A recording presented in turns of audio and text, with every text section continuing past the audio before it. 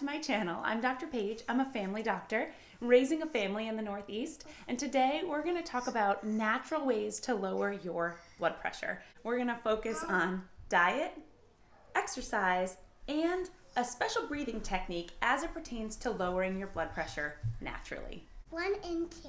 1 and 1 and 2 Americans.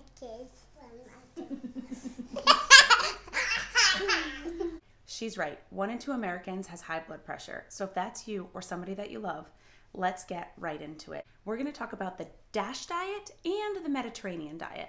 So the DASH diet stands for Dietary Approaches to Stop Hypertension. So when we think about blood pressure, we look at that top number and the bottom number.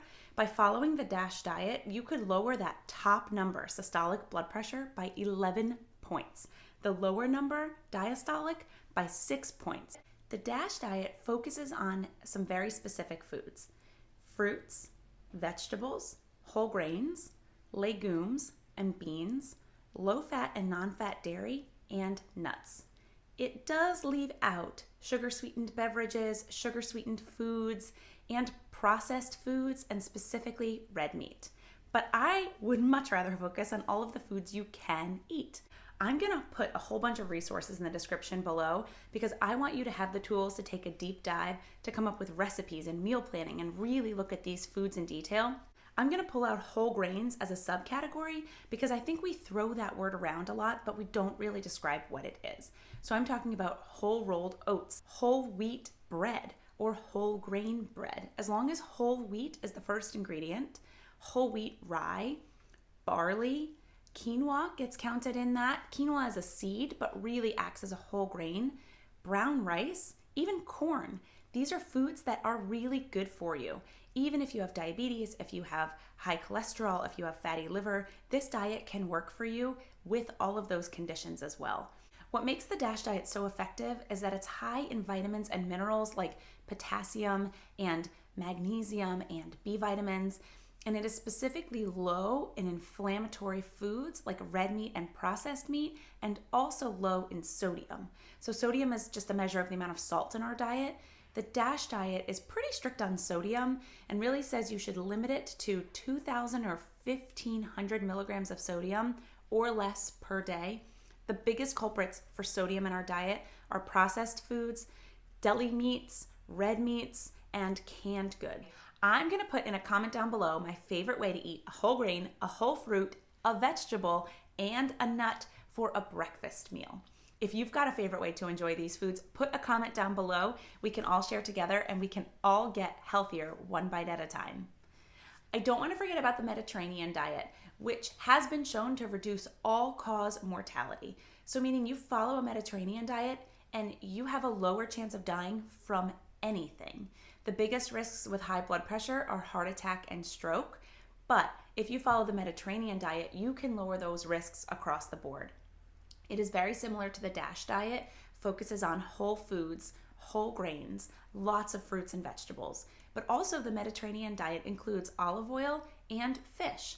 I think these diets together are a really much easier and gentler way for most Americans to get into eating a heart-healthy diet. Let's talk about exercise as it pertains to high blood pressure. So we know that if you follow the DASH diet, you can lower your blood pressure over time, right? If you exercise, you can lower your blood pressure right now. With high blood pressure, you want to aim for exercising 30 minutes per day of sustained aerobic activity. If you're just starting out, this can sound really daunting. If you start small, you are more likely to be successful. If you can get up to 30 minutes of aerobic activity like biking or jogging or running, taking an aerobics class, that is going to give you the biggest bang for your buck with exercise. And we see these changes in blood pressure if you make diet changes and start an exercise routine, even if you don't lose any weight. So these are in the absence of weight loss, you still get these benefits. Last but not least, we can't talk about blood pressure without talking about stress and anxiety. It is all over our world, especially right now. A lot of us are feeling a little extra weight. So I want to teach you a quick breathing technique that can calm your nerves and reduce your blood pressure.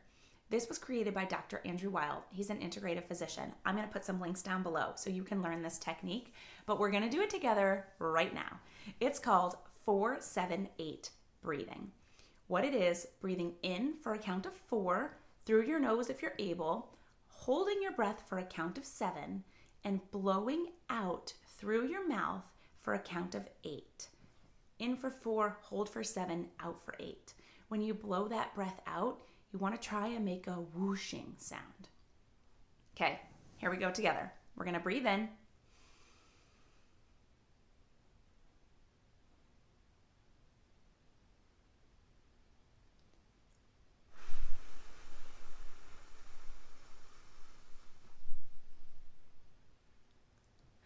All right, my out breath might have been a little bit quick. You might look just as silly as me, but really, really give it a try. Be relaxed in a safe, comfortable place. Maybe it's a chair, maybe it's your bed. Your alarm goes off in the morning. Do some 4-7-8 breathing. Every time you do that, it's one cycle, 4-7-8. You want to aim for 3 cycles twice a day. So alarm goes off in the morning, do your 3 cycles of 4-7-8 breathing. You lay down in your bed at night, do your cycles of 4-7-8 breathing, and you just help to lower your blood pressure, relax your nervous system, and bonus, you now have some help getting to sleep as well. If you missed my video on sleep, I'll put a little link up there so you can click on it. But there are lots of things you can do to improve your health that trickle over to your mood, to your sleep, to your chronic conditions like blood pressure and diabetes. Thanks for joining me